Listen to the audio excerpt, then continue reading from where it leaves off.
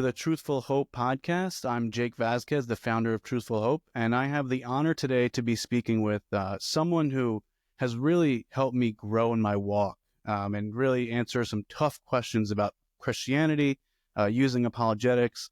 And that is apologist and lead pastor of a church, Robbie Lashua. Robbie, thank you for taking the time to sit with me and talk about worldviews. Absolutely, Jacob. Thanks for having me on the show. Yeah, of course. So before we jump into, I want to give you time to just give a background of, who you are, introduce yourself to our listeners, and maybe update them on what you've been up to recently. But before I do that, I just want to shed light on how we got to come together and connect, because I do think it's pretty cool. I'm not going to steal your thunder on the Stand to Reason stuff, but I, myself, and many others included, were under your leadership as outpost directors. And for those of you who aren't aware, that is something of like a lead of a small group for your local church to talk about apologetics and Christianity. And your leadership was just incredible, your mentorship, and I learned so much from that experience. And your content, of course, and your content resonated with me so much so that ironically, in about 2 days now, I'm going to be teaching on exactly what we're talking about today, using a lot of your materials. Absolutely, man. That's the best. That's what it's for. Yeah, so it's been a blessing. And then you also, on top of that, took the time, and you didn't have to do this, but you did write a recommendation for me for my master's, and that really, I'm really appreciative of that. So all that to say, we've went from, you were a leader to me, you're a friend, and now you're on the podcast. We get to talk about Christianity. Yeah, that's awesome, man. Well, I appreciate that. Thanks so much for that encouragement.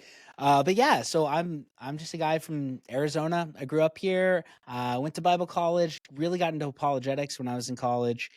Started reading and listening to everybody I could. Then I went to Phoenix Seminary. I was a youth pastor for about 10 years. Then I became a associate pastor at my church, but I was pastor of apologetics. So started doing a lot of apologetics. I had my own podcast for a long time, Christ Culture and Coffee. And we did almost 200 episodes on that podcast. And it was just all apologetics, exactly what you're doing, Jacob. Then after I did that for a while, I decided I wanted to kind of venture out on my own and just do my own apologetics ministry. And my church was all about that, and they were excited about it and supportive of it, and they were going to support me financially, as a missionary kind of thing. And so I started doing that in 2021. And my friend Alan Schleman from Stand to Reason in California, he called me up and said, "Hey, why don't you just come and work for us at Stand to Reason instead of create your own thing and reinvent the wheel? You can just jump in with us and do ministry." And I thought that sounded great because I didn't want to start a new organization. I just wanted to do apologetics. And Stand to Reason, they're one of the best apologetics parachurch organizations in the world. Absolutely. And so I thought, man, this is crazy. And I'd listened to Greg Kokel and his podcast at Stand to Reason since 2004, I think. So it was like surreal. I remember when Alan asked me, I literally got dizzy and I was like, what is happening right now? But yeah, so my wife and I thought and prayed about that. And then Alan and Greg drove out to my house in Phoenix, California. And they pitched to us, hey, this is what we want to do. This is where we're headed. This is what we think you could do for us. We talked about outposts because they knew I had done apologetics in a local church context, and they wanted somebody who could replicate that. And so, yeah, decided to do that. And so in January 1st of 2022, I started at STR and created the Outpost program. Did content, and online stuff like STRU classes and stuff like that. I was part of the conference that we do every year, the Youth Conference for Reality. And anyway, so worked there for about 3 years exactly, actually. I worked there for 3 years exactly. Wow. And then last July, I was just really thinking about life and praying about things. And I started really missing the ability to disciple younger guys on an ongoing basis. And I thought outposts were awesome, but even with that, you and I talked a few times. It wasn't like I'm meeting with you every week and, giving you opportunities to speak. And so I really missed that, which I had done at my old church. And there was a church in North Phoenix that had been asking me to be the senior pastor for about 2.5 years. And I turned him down 4 times. And I said, nope, that's not for me. Nope, that's not for me. I'm at STR. This is like my dream job. But my wife and I started thinking and praying about that in July. And yeah, so we reached out to them to see if that job was still there, and it was. So we started talking, and over the next 5 months, we came to the conclusion that this is probably the best step for us. And yeah, so anyway, January 12th, I started at this church, at Palmcroft Church in Phoenix, Arizona, as the lead pastor. So yeah, super weird. And if you ever told me, oh, you would leave Stand to Reason, like, that still sounds crazy to me. I still can't believe that that's what happened. But I really do think that this is a good spot for my giftings. I think this is where God has us right now and is using us. So yeah, just started here a couple months ago as a lead pastor. So bringing apologetics to the local church.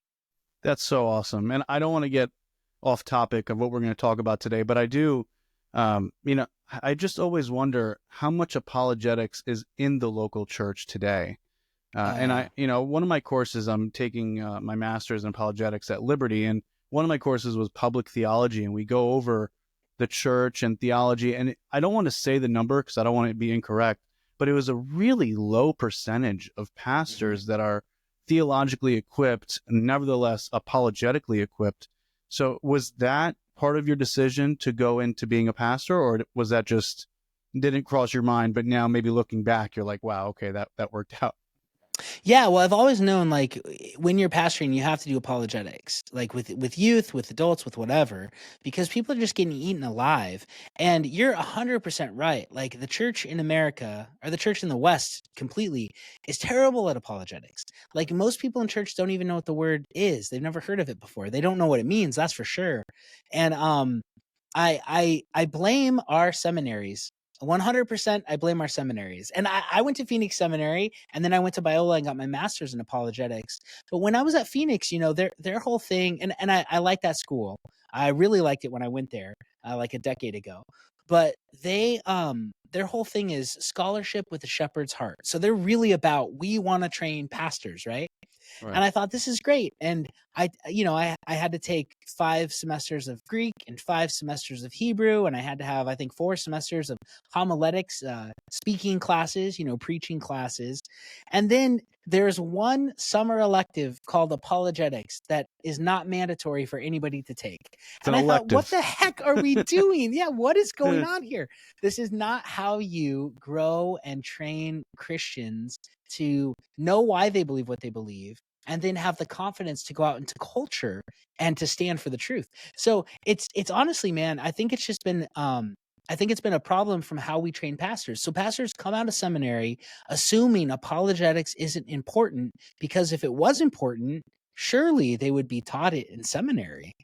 Right. So Right. I think that's the issue we're having, is it hasn't been valued like it should. And all the questions, though, all the pastors, cultural questions, they're all apologetics: abortion, transgender stuff, LGBTQ stuff. Why has God allowed this bad stuff to happen to me? All of it is apologetic. And if we would just start teaching apologetics in seminary, I think we really could have good answers for people, and be a bastion of light in the public square again. So I'm pretty passionate about that. So that's where I think we failed.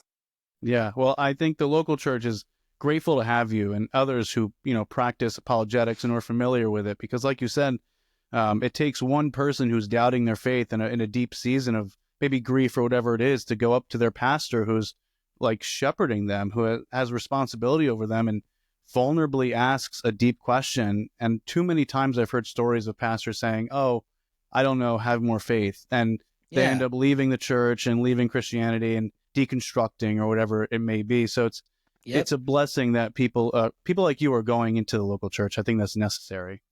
I think so too. Yep. And I'm hoping to train up more people in apologetics to be in the local church. Because this is the thing, like, even when I was at my old church and I was pastor of apologetics, people would always say, wow, that's awesome, your church has a pastor of apologetics. And I drank the Kool-Aid and I thought it was cool for like 2 months. And then I thought about it and I thought, no, this is terrible, because being a pastor should be synonymous with being an apologist. Like, they should be the same thing. So I don't know. We've got a lot of work to do. I fell victim to that. I went to my pastor. I was like, hey, I heard there's a thing called pastor of apologetics. I'm just throwing that out there. Yeah. It's a pretty cool title. It is cool, but we should all be doing it anyways. Right. Right. Well, it kind of leads into what we're going to talk about today. For our listeners, it's going to be worldviews. And I think this is a critical topic, something that's crucial to apologetics, but I think for everybody in general. I don't think there's anyone that can put aside worldviews, but very few people sit down and think about it. It's something that's assumed rather than definitely not argued for, but really acted out and thought about deeply. So what I would like to do, Robbie, is can you just explain to our listeners what a worldview is and why Christians in particular should be familiar with the concept of a worldview? Yeah, so just very simple definition of a worldview is it's your view of reality and the basis of your decisions. So that's it. Your view of reality and the basis of your decisions. So how you view reality is really going to matter for how you function in this world, right? Because what you believe has legs, right? It takes you places, it leads you to decisions, it causes you to act in the world around you. And so our worldview really becomes the basis for values, it becomes the basis for our behavior, it becomes the basis for our decision making. And so I think that is vital for anybody. So an example I always like to give is, worldview matters. We may look down our noses at, people in India because there are cows everywhere there and they don't eat cows because cows are sacred, right? But I also wouldn't eat my grandma, right? I won't. That's weird. I will never eat my grandma. It's a good Um, sign. and in India, they believe in reincarnation. That's worldview. So they think that their relatives can come back as cows. So they kind of have the same belief or the same behavior where I won't eat my grandma, but it could be that cow where I don't have that worldview. I won't eat my grandma, but I'm not viewing her being that cow because I don't think reincarnation's true. So how we believe and how we view reality, it really does matter because it's the basis for all of our decisions. Right. That's a great example. And it really goes to show that no matter what you believe as far as, Hinduism or Christianity, there is that objective sense of we don't eat grandma, meaning there's Yeah. something about human beings that we don't do to harm them.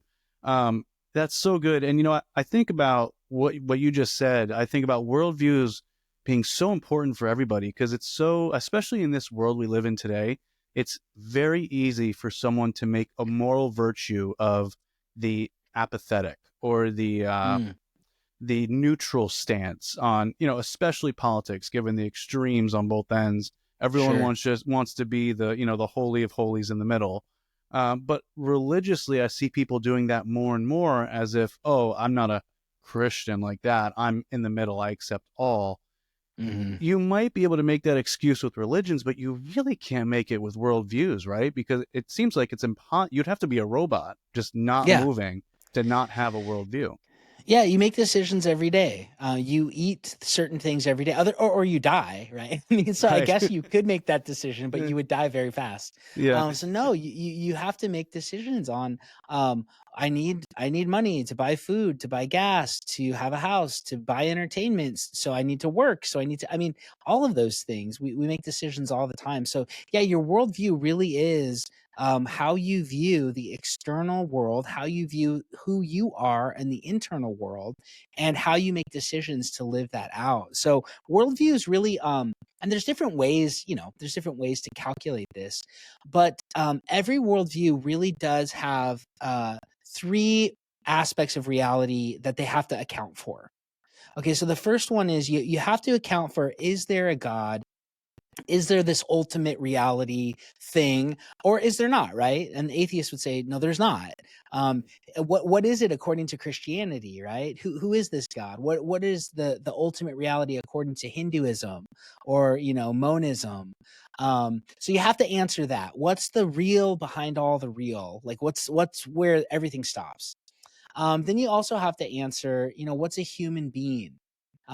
What are we? Where did we come from? What is consciousness? Where are we going? I mean, all of those kinds of questions. What am I is a huge question every worldview has to answer. And then you also have to answer, where did all this stuff come from around us, right? Where Right. did this universe come from? What's the purpose of it? Is there a purpose to it, right? Is there not? Are we all going into nothing? Is it cyclical? Is it linear? all of those questions, right? You have to answer. What happens to human beings when we die? And so, anyways, these are like the common questions that humans have always grappled with. And what you believe about each one of them will change how you view the world and how you behave. And so, as Christians, we need to know, what we think about origins of everything, what we think about our identity as human beings, what we think about, is there good and evil? Who determines good and evil? Where does good and evil come from? What's our purpose individually, but also what's our purpose as a whole? So that's worldview, right? How do we answer those questions, and how does that all fit together with how we view the world? That's awesome, and I love how you break it up. And there are many ways to calculate it, but I think those ways are really hit the nail on the head. I like to think of it as an illustration. So I'm a New York Giants fan. Don't save the mocking if it be. There's no mocking necessary. I don't know if you're a Cardinals fan, so then maybe we could Nobody's relate. a Cardinals fan. That's the problem.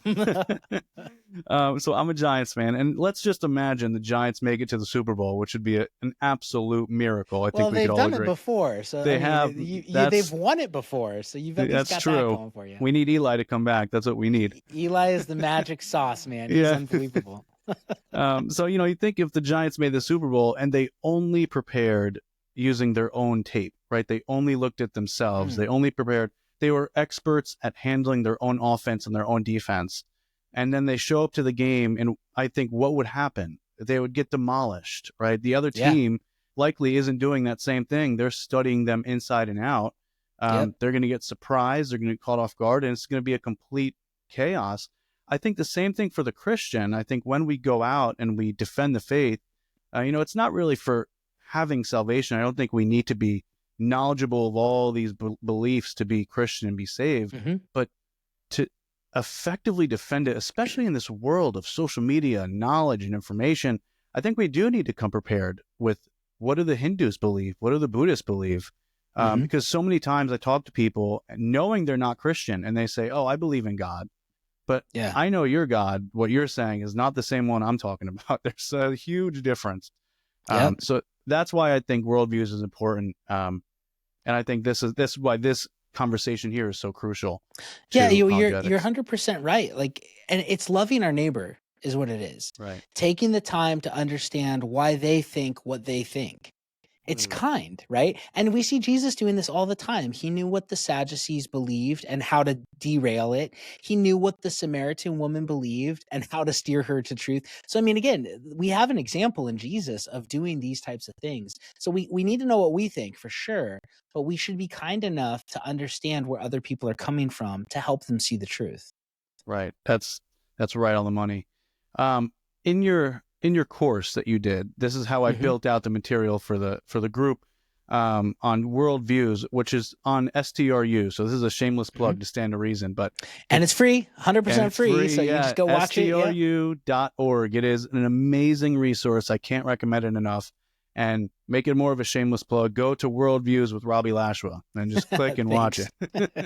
But in that course, you really do a fantastic job, I think, of giving 3 easy ways to examine a worldview. And I like to think of it as the 3 L's, so I remember it. It's not loss, even though I'm a Giants fan. But it would be literal, logical, and livable. Can you unpack these steps here and then maybe give an example using a worldview to show how this plays out? Yeah, sure. So a good worldview will be those 3 things: logical, literal, and livable. And so the logical is about that it's on paper, it doesn't contradict itself. That's the basic idea. You can't say, well, ultimate reality is a God, and then get to a human being and say, when we die, we go to nothing because there is no God. No. You already started with there is a God. And so there's no worldview like that, right? Like all of them are trying to be consistent with their beliefs. But an example of how something can't be true and not true at the same time in the same way, right? That's just an illogical worldview.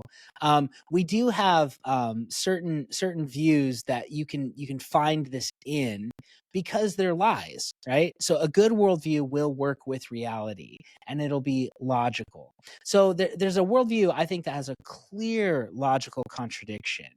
and it's the worldview of relativism or postmodernism, right?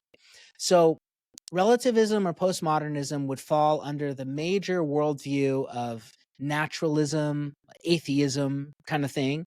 And they don't think there's a God, right? Nature's all there is, naturalism. There's just the universe. In the beginning was the stuff, right? So they view there is no God. He doesn't exist. Therefore, there's no objective moral standards. So when it comes to right and wrong, do what you feel. It's all relative, right? Whatever's your truth. And we hear people say this, well, this is my truth. That's your truth, right? Right. Well, one of the things that they'll say at times, though, is they'll say that, and what they're meaning is this is my preference. Because the overarching idea is there is no real truth. There is no thing that's capital T true for everybody. It's just everybody's preference. You like that, I like this. How can we actually know what's right or wrong? But when they say something like there is no truth, that statement is illogical because it violates the law of non-contradiction. If the statement there is no truth is true, then the statement itself is false. Because if there is no truth, then that statement's a lie. But if the statement is true that there is no truth, then there's at least one truth, which makes the statement also false. So, I mean, it's a logic problem, right? But they've built this morality based on that idea that nobody can really know what's true, which also is a contradiction because they know that nobody can know. Wait a That's a second. good point. How did you get out of the Yeah. system to understand Yeah. that? No. That's illogical, right? We can Yeah. disagree, but we both can't be right. We could both be wrong, but we both can't be right about what's true. So you want it to be logical. It has to be. And so I think that first one's really important. It needs to be logical on paper. You can't poke holes in it because if it's not logical, it's not real. Right. The second one is literal, and you can also think of this as it's factual, right? So you can have like a logical worldview on paper that doesn't contradict itself. But does that worldview reflect what we find out in the universe? Does it really reflect reality, right? Is it literally true? And so we have to look at facts and evidence in the real world. Does what's out there support my idea? So for Christians, we would say in our worldview, humans are broken from birth and are infected with sin, and we're not good anymore by nature. We're a problem by nature. We're born in sin. That's our view on paper. Well, is that how things are in the real world? I think so. I never had to teach my kids to say no. I never had to teach my kids to be selfish. They just knew how to do it. Like, why is that the way things are? Because Christianity's true. We're not good. We're sinful. We're Anybody bad. who would And so- disagree with you does not have kids, by the way. I have a Exactly. 1.5-year-old, Yep. and it is true what Robbie is saying. Yeah, I never had to teach them how to be bad. Not once. I have to teach them how to not be bad, right? Right. So that's an example, okay? So when we go out into the world and we study it and we see how things actually are, we find a whole bunch of different facts or evidence, right? So again, going back to naturalism, this idea that there is no God, that the universe is all that there ever is, ever was, and ever will be, like Carl Sagan said, that doesn't fit with what we know about the real world. So specifically with science, you can look at the second law of thermodynamics, which teaches that given enough time, the universe, all its processes, all its energy will run out. Like a coffee cup, right? If I had a coffee cup on my desk here that I heated up 2 minutes ago, it'll still be hot, but tomorrow morning it won't be hot because the energy will all dissipate. Right. That's what we see happening in the universe. Stars are burning out. The sun has a finite amount of energy and it's going to burn out one day. And the entire universe has a finite amount of energy and it's going to run out one day. Well, if the universe is eternal, then we would never be here today because the coffee cup would have already gotten cold eons ago. Right. right? So no, it seems like there had to be a beginning not too long ago because the coffee cup's still heated up, right? That's kind of the idea. And so when we look at the real world, you can have a worldview on paper that's logical, but when you test it with reality, is it literal? And so that's something that's important for us to do as Christians, and we need to do it with our own view, right? I want to know: is this literal? Is this idea of sin something I find out in the world? Yeah. Is this idea of guilt something that I find out there, right? The Bible says we're guilty, and it's crazy. I never had to teach my kids to feel guilty, but they just feel guilty. What? Mm. Why? Because they are guilty. That's why. It's because it's a Right. real thing. If evolution Yes. was true, wouldn't we evolve past feeling guilty? Right. We Wow. should, but we haven't. Why? Because we don't live in a world like that. Literally, we're under guilt, and we all know it. So that's the second one. And then livable is, do my beliefs allow me to live and behave according to the way the world really is? So an example of this, of a non-livable worldview, right, would be nihilism, right? So that's under naturalism, and it's, Friedrich Nietzsche, nothingism, nil, right? Nothingism. Like there is no purpose. Everything's been predetermined. You've never made a real choice in your life. You might think that you decided to make a podcast, Jacob, but you didn't. It was all predetermined from prior cause and effect, because there is no supernatural you. It's just a mechanism all of us are in. So you've never made a real decision in your life. You've never chosen anything. You've never accomplished anything. You've never achieved anything. There's no purpose to anything. It's nothingism. Well, that's really hard to live, Right. because every day I get up and I feed myself as if living's important. I educate myself as if it's good to better yourself. But if you believe nihilism, you're always believing, no, it's all worthless. It's all nothing. There's no purpose to any of this. And yet your existence is raging against that idea. It's not livable. Another one would be like in Hinduism, when it comes to the origin question, they believe that the universe around us, that the material world is an illusion. They call it Maya. It's not really here. And what you need to do is realize it's an illusion to get out of it, to become one with the one and enter into nirvana, which is nothingness, right? Yeah. But the problem is, every Hindu I know, like my brother has had brain surgery 4 times. He's had brain cancer 4 times, and he's Wow. doing well, and he's in remission, and it's great. But his doctor was a Hindu from India, and I'm just thinking, what does he think he's doing? He's manipulating the Maya. He's manipulating an illusion. No, Yeah. he actually thinks he's saving lives, Right. right? And every time he crosses the street, he looks both ways. Well, wait a second. I thought those cars were an illusion. He won't give me all the money in his bank account. He doesn't think that's an illusion. So it's unlivable. They believe this thing, but when it comes down to actually living it out, it's impossible to do. So that's a bad worldview. So for a good worldview, 3 criteria to judge them by is: are they logical? Are they literal? And are they livable? And I think Christianity is the only one that stands up to those 3 tests. So good. Yeah, it's I think it's the most loving, like you mentioned this before, and I think it's so good. It's the most loving thing that we can do, is to show them that this worldview they have is wrong. But it's not just wrong for them, like you mentioned. It's not just you have the wrong flavor of ice cream, so there's nothing really that comes out of that. It's wrong in that it impacts your values and your behaviors, and it could really cause eternal damnation, but also it could severely impact how you live in your own life and how you treat others. So it's the most loving thing we can do as Christians is to say, hey, I think this is wrong. Have you thought of this? So I think this livable, logical, literal, not in that order, is a great way to go about showing the flaws in worldviews. It is helpful, and Satan from day one has always ruined human beings with lies, right? And what is a lie when you think about it? A lie is a belief you have that doesn't match up with reality. So a worldview that matches up with reality is what we would call the truth.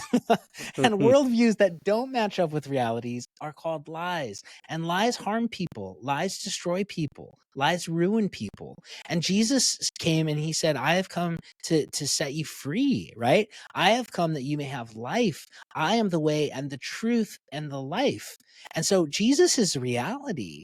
And so we're not asking people, oh, I hope you like my flavor of pizza better than your flavor of pizza. No. We're talking about serious choices in this life that will matter for eternity. If Jesus is God and if he's the only way to heaven, if that's true, man, you're right. People need to know that. Right. If it's just a preference and a fairy tale that me and you tell each other, that doesn't matter, right? But if it's true, it's of utmost importance. The only flavor of pizza that matters is the pineapple on the pizza. That is the Oh, only great. objective sense that we need to talk about That's as a right. society. That's right. There it is.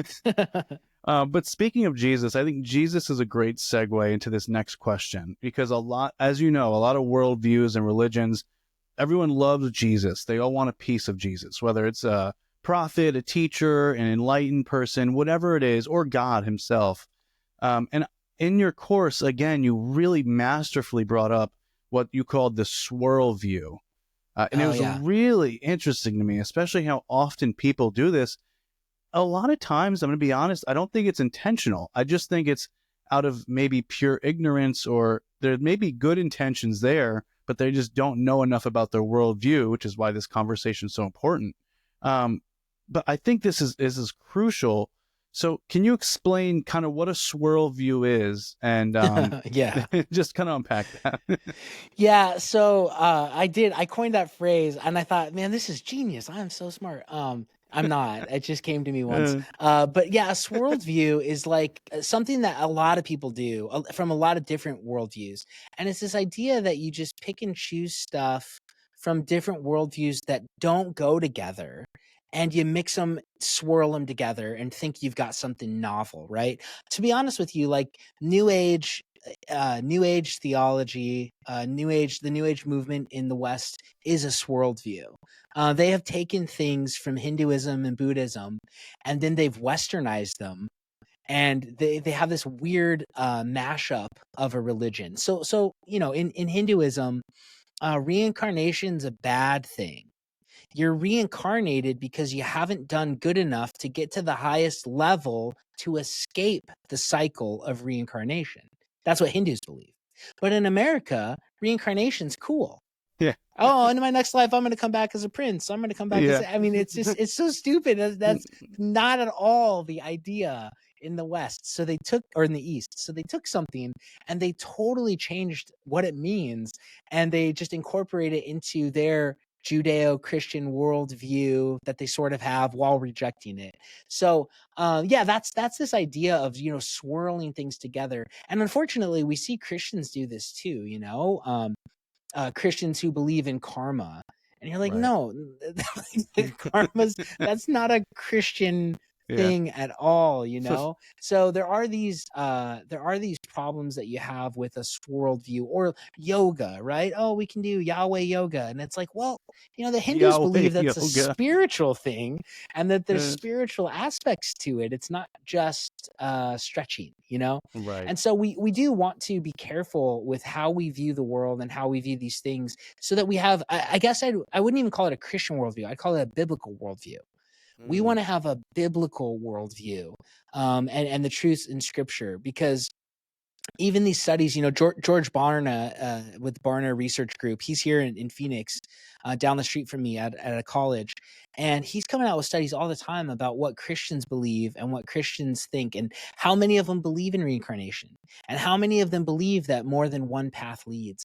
And you just go, oh my gosh, like this isn't biblical at all. But all of these people would call themselves a Christian. But they're swirling these other worldviews into theirs, and it's so incoherent. If they would just stop to think about how does this all fit together, it doesn't. The problem, as you know, is a lot of people in our culture don't spend time thinking about what they think. They just repeat slogans. So right. And speaking of Barna, I think it was Barna Research. They came up with a stat recently that showed that 4% of self-professing Christians have a biblical worldview. Yeah. And that's incredibly shocking. But to your point, I mean, how many Christians, quote unquote, are going around saying, I'm going to come back as a lizard, or Yeah. this is bad karma. That's why this happened to me. It seems like as you were talking, I was just thinking, it seems like what they're doing is they're taking parts of Eastern religions like reincarnation and karma, and they're hmm taking it, but they're removing the implications of it or the meaning of it, and then hmm filling it with whatever it is they want. So Yeah. reincarnation, I'm going to Yep. come back as whatever because I choose. Doesn't really make Yeah, much sense. that's not how it works. Well, and Christians do this too, even just with like a sexual ethic, right? So Mm, many Christians are like, "Oh, homosexuality, that's no big deal. Why was it wrong to love who you want to love?" Well, that is not a Christian idea. right. That is totally a postmodern um there is no moral truth, moral absolute idea. That's where it comes Mm, from. And so that has leaked into the Christian culture. And so there's a lot of things like that even. I mean, and then even where I think you and I probably have had this impact us, and maybe not you, but I'll just speak for me, is we've just grown up in Western culture that is so scientifically minded that maybe we're not very open to miracles legitimately happening. yeah. Right? Like that's my bent. Whenever I hear somebody who's like, "Well, they were healed," I'm like, "No, they weren't. What happened? The doctor misdiagnosed it. Oh, they didn't do an X-ray right." That's where my mind goes because I am grown up in this ethos of the scientific revolution and that science is the only way to know truth. Which I don't believe that. I believe miracles are possible, but I'm so skeptical Yeah. So whenever they happen. I am, I'm a full-time bioinformatics scientist, and I'm in Oh, cancer okay. research. And so I work with these scientists, and I could tell you firsthand, um, they're very against religion and miracles. They're very much naturalist hmm universally, but it's incredible the design, especially what I do with bioinformatics. We literally take biological data and we throw a bunch of numbers on them, and we make it so it repeats so many times over that we could analyze it. Oh, And wow. to your point with worldview, if we're all just a bunch of random molecules bouncing off one another and somehow coming up with something, why is it that mathematics, where I know it's a whole argument, why is it that mathematics works so well with this Yeah. randomness that goes on? And I will also say, I think Frank Turek says this best, but it's not science that says stuff, it's scientists that say stuff. And That's right. Yep. it is 100% true because I'm not going to give details, but I've been on a lot of meetings where the conclusions they reach are much different than mine. And we're looking at the same data at the same time.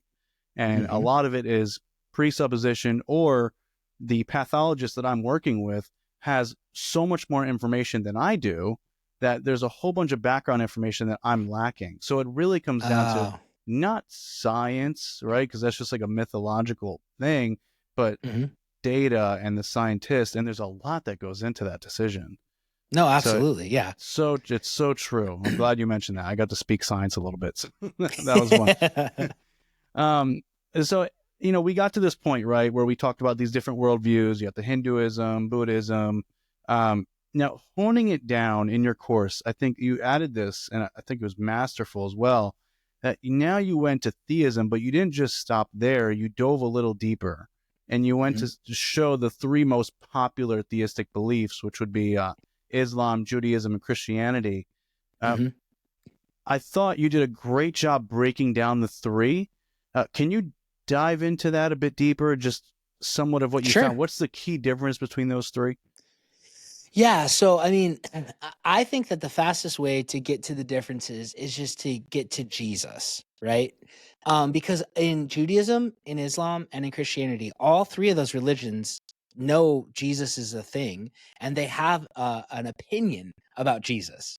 So now we get to dive into, okay, well, who is Jesus? Well, number one, Jesus is either the Jewish Messiah or he is not. That's just logical, right? He can't be both. He Yeah. either is or he is not. Right. And the Christians are the ones who believe he is the Jewish Messiah. The Muslims don't believe that, and the Jews don't believe that, right? Judaism doesn't believe that. And so, okay, well, how can we understand if this is true with the literal world? What's the evidence and reason we have for thinking he is the Jewish Messiah? And I think that we can look at Old Testament prophecy that promised who the Messiah would be and the specific things he would do. You got Psalm 22, which talks about how his hands and feet would be pierced, how his clothes would be divided, how they'd cast lots for his undergarment, how he'd be thirsty and his tongue would be sticking to his mouth, how you'd be able to see all of his bones. I mean, on and on and on.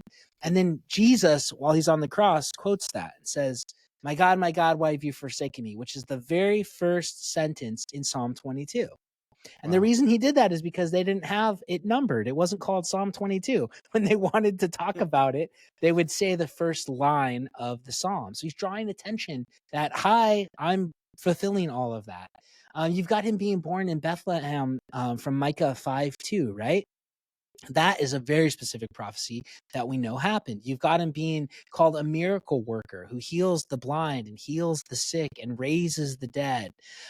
So we have all of these Old Testament prophecies that Jesus fulfilled, hundreds and hundreds and hundreds of them, over 300 prophecies that he fulfilled. So the probability of one individual fulfilling like 40 prophecies is mathematically impossible. But we have a guy who fulfilled 300. How? Maybe there's a God behind it who's pointing that this is my guy. Like, this is the person, This is right? my guy. I love that. Yeah. So he either is the Messiah or he's not. Right. He's also either God or he's not. Christianity teaches Jesus is God. Muslims do not believe that. That's the worst sin you can commit in Islam. Shirk, right? The belief that you can attribute anything to Allah. So this is huge for them. Okay, so what evidence do we have that Jesus is God? Well, he claimed to be all over the place in the New Testament. In Mark chapter 2, when those dudes broke through the roof and they lowered their friend down, and he says, your sins are forgiven, remember? And then the Pharisees and the scribes who were there are getting mad. Who can forgive sins but God? Which is right. Only God can forgive crimes against God. That's 100% right. And then Jesus says, which is easier, to say your sins are forgiven or to say, get up, you cripple, and walk? And the truth of it is, it's easier to say your sins are forgiven because you can't verify that. There's no objective evidence to know whether that happened or not. So I could say the sins of the world are forgiven. That doesn't make it true, but nobody could check out to see if I'm telling the truth. So Jesus says, which is easier? Well, it's easier to say your sins are forgiven. And then he says, so that you may know that I have the authority to forgive sins, i.e., so that you may know that I'm God. Watch this. Get up, you cripple, and walk, right? So he provides evidence to back up the claim that he has the authority to forgive sins. So all through the scriptures, we have Jesus claiming to be God. He's called God by his closest disciples. He's worshipped. In Matthew, when he goes, is tempted by Satan, Satan says, bow down and worship me. And Jesus says, no way. Scripture says, you shall worship God only. And then a few chapters later, Jesus lets people worship him. Well, who does he think he is? He thinks he's God. That's who he thinks he is, right? I mean, so on and on and on. We could go and show, okay, he taught and believed that he was God. But the Muslims will say, no, the Quran teaches that he is not, that there is not a trinity, that there's just a single person who is God. And anyway, so we can just go through and talk about who does each believe is Jesus and who has the best evidence for the claims they're making about Jesus, right? What did he do on the cross? Did he die by Roman crucifixion? Well, Christianity teaches yes. Muslims don't believe Jesus died on the cross, right?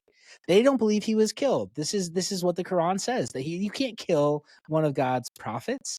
So again, where's the evidence lie? And whenever we investigate these types of things, Christianity always comes out on top, not just with it being logical, but with it being true with the factual world that is out there. And that's what apologetics is, right? We have opinions or arguments that are held up by reason and evidence. And our reason and evidence is far superior to everyone else's. And the reason it is because it's true. It's the way the world really is. So I think starting with Jesus is the best when you get into theism. Who is Jesus and who has the best evidence for it? So good. Yeah, I in your course, I love how you brought up as well you dove into a lot of the Quran, and you showed that the Quran essentially, I don't have the verses in front of me, but they essentially affirm that the believers should go to the Gospels Yeah. to judge what is right. And and Allah's words cannot be changed, and all Yep. these things. So it's establishing two things: that Allah's words cannot be corrupted or changed, and two, that we should go to the Gospels because that's a previous revelation. Yep. And then the Muslims will say, well, the Bible's been corrupted, which is like strike one, in my opinion. I don't know how Yeah. that works out. But then the second strike to me, and honestly strike 2 and 3, is that we have manuscripts that date back to before the Quran even existed of the New Yes. Testament, and they're the exact same as today. I personally haven't seen any Muslims respond to that. I'm sure they have some kind of response, but that is crucial to understand when you're looking within the theistic worldview, right? Yeah, as far as I know, in the Quran, there's nothing that says that the Injil, which is the Gospels, that they've been corrupted. That's what imams say, and that's an argument atheists make, and that's an argument Mormons make. Right? They all say, Right. no, the Gospels, you can't trust them. They got changed somewhere along the way, but Yeah. we don't know where they got changed. Which is so like, okay, so then how do you know they got changed if you can't Right. show us where they got changed? It's like the Whatever. illusion problem. It is. Yeah. But the real problem for Muslims, like you said, is in the Quran, it says over and over and over, Christians need to go to the Gospels to judge, Jews need to go to the books of Moses to judge, and that Allah's words can't change. So at the time that Muhammad wrote that, he believes that the Gospels and the Old Testament are legitimate. And he wrote in the early early 7th century AD. Well, we have Bibles that go back to the 300s. Like you Right. were saying. So we know what they said at the time. They say the same thing that they say now, and Muhammad said, it's fine. This is fine. It doesn't contradict what I'm writing. I mean, I think it just shows his ignorance and he didn't know what they said, but you cannot make the argument that they've been corrupted. Literally, they haven't been. Right. And that Right. helps us once again. What's the evidence? You can go to the British Museum in London and you can see Codex Sinaiticus. I've seen it. It says the same thing we have, and it predates Muhammad by 300 years. That means, sorry, Islam, you're wrong. Like, you can tell a story and it can be logical on Yeah. paper, but in the real world, it doesn't hold up.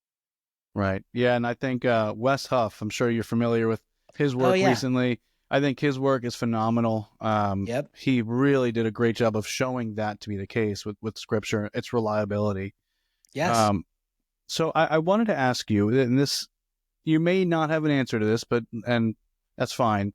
What is the hardest or most difficult worldview for you to defend Christianity against in your personal experience? Well, in my personal experience, I wouldn't say it's the hardest because they have good arguments. I don't think that anybody has good arguments. Like when you talk with atheists, their best argument is, why did God make a world so bad? Right? That's the best one they've got. And it's not even good because God No. didn't make the world bad. He made it good and we screwed the whole thing up. Right? So And it's like, it presumes good and bad are real. exactly. Right. Yeah. So there's that. I would say the toughest one for me, just because of where I live, is just Mormonism.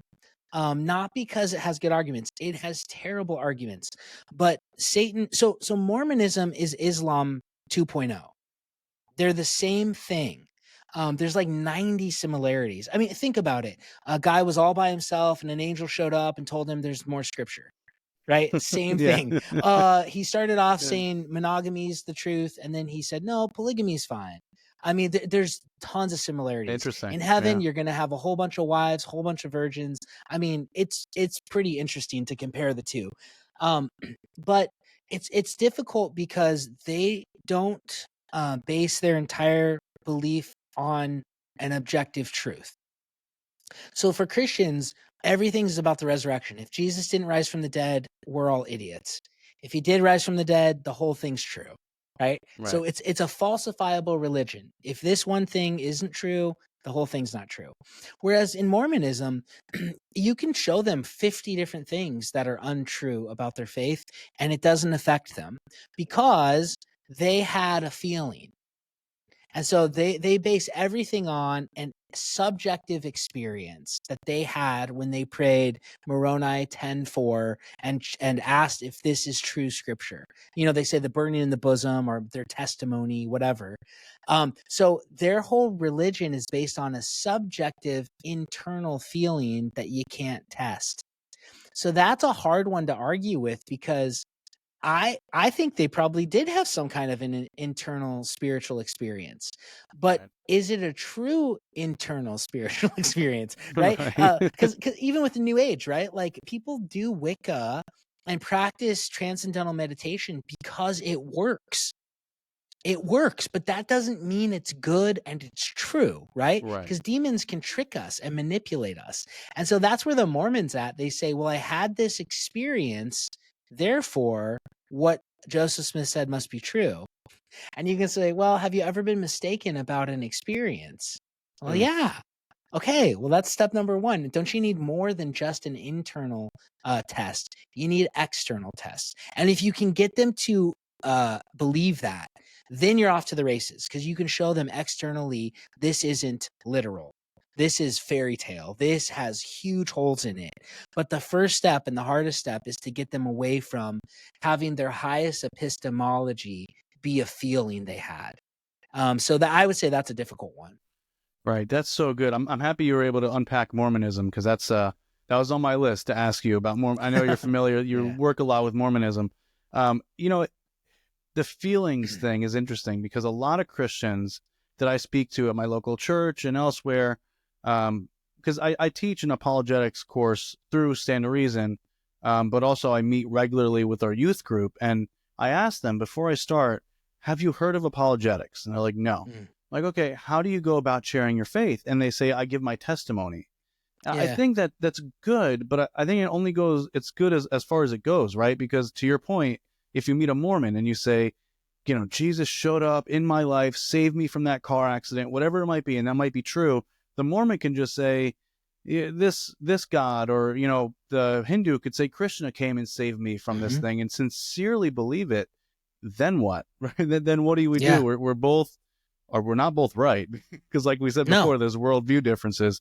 So I think that's another reason why apologetics is so necessary, especially in this age with the youth. A lot of it's feelings based. I'm not sure if you're seeing that as well, but a lot of it Yeah. is feelings led faith, and I think that's Yep. detrimental. Yeah, it's totally detrimental, because the truth is, it doesn't matter how sincerely you believe in a feeling you had. If that feeling is not true, then you're screwed. Like, Right. I don't know how else to say it. Yeah. Our faith, right? And this is a problem with a lot of Christianity, is they think faith means sincerity and trying to pull yourself up by your bootstraps and really trust in this thing against all odds. And that is not what faith is. Faith is trusting in something you have good reason to think is real. Mm. And our faith is only as strong as the object we put it in. And if Jesus is real, believing in him is great. If Jesus is a big fat lie, then it doesn't matter how sincere I am. It's not true, and it's not going to help me. And so that's where I think a lot of people are with whatever they believe. It's this belief of sincerity, and if I just hold on to this wish that I have, it'll make it true. No, your sincerity doesn't make anything true. Right. Right? I can sincerely believe I can fly. I can't. So yeah, I I use do that see that as a example. problem. I use that example all the time with the youth group, especially. It's like, if I'm falling from a building, I can sincerely believe more than any of you that I'm going to start floating. But the reality is gravity will say no. That's right. Yeah. Because there's a real world out there, and our beliefs are something that need to match up with what's literally out there. That's that whole literal test. Like, a true belief means it's real, not that I like it. And that's where the Mormons, that's where a lot of people are just so off base in their understanding. But a lot of Christians too. And I've heard that from a lot of Christians. All you need to do is share your testimony, and nobody can negate your testimony. Sure, but the Muslim has that, the Mormon has that. Every single Right. human being on this earth has a story of why they believe what they believe. That doesn't make it true. So Yeah, I think it's also like it might stem from a sense of, I'm not prepared enough to defend the faith on a factual basis. And it's not like a stab at Christians per se, but maybe it's more of a wake up call. Like, yeah, your testimony is good, but there's so much evidence out there that I don't even use my testimony, because I don't think it's anything too miraculous. It's really not. I mean, any testimony is miraculous, but there's so much evidence that I could point to that I don't necessarily need to say, here's my subjective experience, believe because of that. I want to show you should believe because it's actually true in your own life as well. So Yep. it could be a sense of that, which again is why apologetics is so necessary. Yeah. But Robbie, we're nearing the end here. I just want to give our listeners a chance to, is there a place they could find more of your work? I know there's Stand to Reason, str.org. Are there Yeah. sermons that they could watch? Yeah, so if anybody wants to check out what I'm doing now here at the church, you can just go to palmcroft.com, PALMCROFT, palmcroft.com. And yeah, we have, we got the videos of the sermons up. I've got the Sunday sermons. We have a podcast of those Palmcroft Sunday sermons. You can find it on Apple or Spotify. And then we actually just started this other thing called the Sunday Rewind podcast that I'm doing, which is like stuff I didn't have time to talk about in the sermon, but it's really fun and interesting. So it's kind of like a recap of extra stuff, I guess. Sunday Rewind. That's cool. So that comes out weekly on Wednesdays, which is kind of cool. And we're just going through the Gospel of John right now. So I just recorded one today before I was on with you for the Sunday Rewind. So yep, that's out there. But yeah, Stand to Reason, I have all the STRUs there. A lot of articles I've written are there. And if you just Google search, there's tons of churches I've spoken at and camps and retreats that have talks up of me. But yeah, right now, palmcroft.com, that's the place to go to check out what I'm doing and to hear content on a regular basis.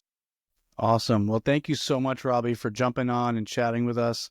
To our audience, I hope you found this fruitful, and tune in next time to a next episode.